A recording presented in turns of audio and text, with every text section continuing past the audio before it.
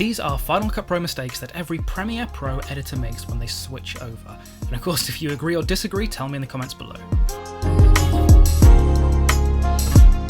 Possibly the main mistake that every Premiere Pro editor makes when they try Final Cut Pro is fighting storylines. So storylines are this thing in Final Cut Pro which basically means everything kind of slots to the left. Of course in Premiere Pro it has a kind of standard timeline structure, which means when you put something in its place, it will stay there, no matter what you delete before it. Now the thing that makes storylines such a help to editors when they're really used properly is that they effectively become the spine of your edit. So every kind of edit is meant to be built around something, whether that's the music, whether that's an interview, whether that's, you know, just some clips that need to be in the background almost.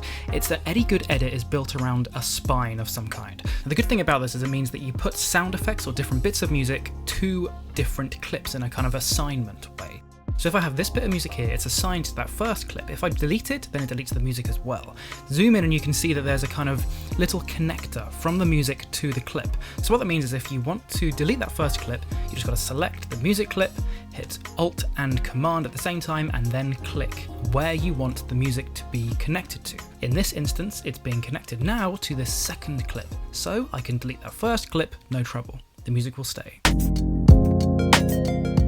The next big mistake is clicking V for the arrow, whereas in Final Cut Pro you need to click A to get to arrow. It makes more sense really because A is the letter that arrow actually begins with, but in Final Cut Pro if you press V, then you'll just disable a clip and make it invisible.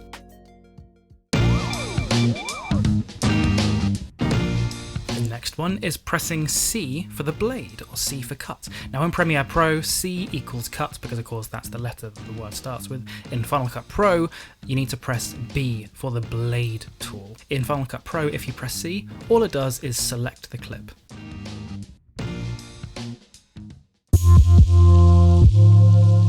The next mistake that Premiere Pro editors do in Final Cut Pro is not utilizing the position tool. So the position tool relates to the storyline structure that I said before. What it basically means is that if you want to move a clip like this, but keep the storyline structure, keep the spine in place, then you have to go onto the positioning tool by pressing P and then move the clip like that. You can then lift it from the storyline and everything stays in its place. You can then put it back into the storyline and everything stays in its place. Again, it fits back to this idea I said before of the storyline. It means that you have this spine of your edit that everything is connected to.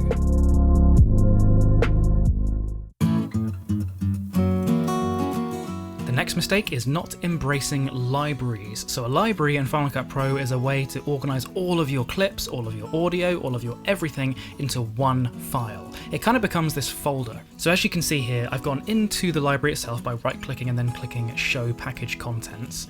And that shows you all of the render files, all of the original data, all of the everything at all. So what that means is that you can actually copy and paste that one library onto different hard drives, move it around your own hard drive on the computer. It basically keeps everything for a project in one place. The library structure on Final Cut Pro does that for you. Within that library you can have different projects within it, or different events as they're called.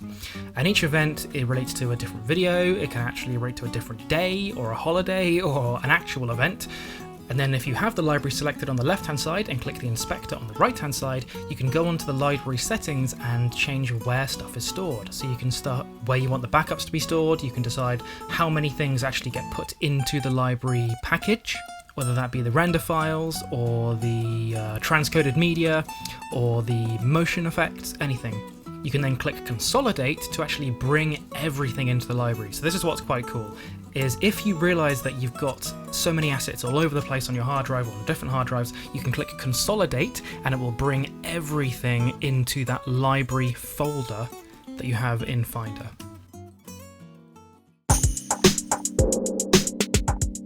The next mistake that you might carry over from Premiere Pro is the idea of, like I said a minute ago, copy-pasting every asset into its own folder within the kind of project folder. The thing about Final Cut Pro is when you import, you can click Copy to Library. So what that will do is it will bring every single file into the library for you. The next mistake that some people do is trying to bring a color correction effect from the kind of effects library onto the clip. Whereas what actually happens with Final Cut Pro is it's already applied. You just go up to the inspector, onto the right there, then click down to Color Corrector, and it's already there.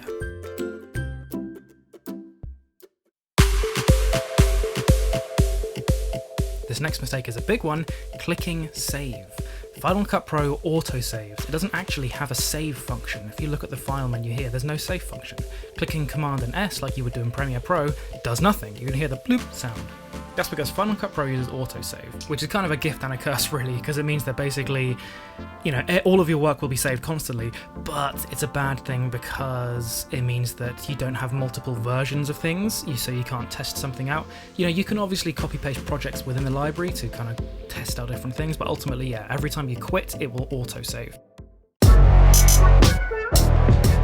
Another big mistake that is a really useful tool in Final Cut Pro is Premiere Pro editors will kind of ignore the whole keyword system within Final Cut Pro.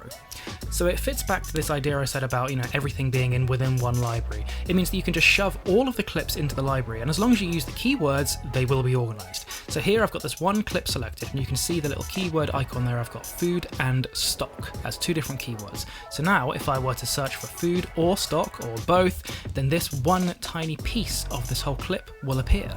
You can then right click up here and go on New Smart Collection. What that will do is it will create a kind of a search that, as long as you give it the right keywords, then any new clip with that keyword in it will appear in that smart collection. Really cool. So here I've got food and stock as the kind of selected keywords. So in the future, if I import any clip with those two keywords, or either one of them or both, then it will appear in this smart collection.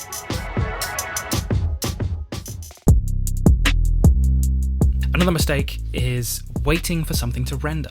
See, Final Cut Pro will auto-render in the background, meaning that you can carry on with your editing while something renders, or exports, or shares in this case, or imports. It's all the same. You just open up Background Tasks window, and you can see all the background rendering or whatever that's happening while you carry on working. The last mistake is a big one really, overcomplicating the workflow. See, Final Cut Pro is meant to be simple. That's the whole point. It's not meant to be that kind of like top tier editing that Hollywood uses. It's not meant for that. Now, of course, there are lots of professional people who use Final Cut Pro. I use it for my freelance work as well. It has its uses, but it's meant for the pro-am market. It's not meant exclusively for the pro market. No, that's why it's cheap. It's meant for the kind of middle ground of people who are just starting, or some of the professionals as well. So the idea is, don't overcomplicate your workflow. So that was Final Cut Pro mistakes that every Premiere Pro editor makes when they switch. Do you agree? Do you disagree? Please tell me below if you've got any more mistakes as well. I'd love to hear it. But my name is George, this is Jam Punch, and I will see you next week.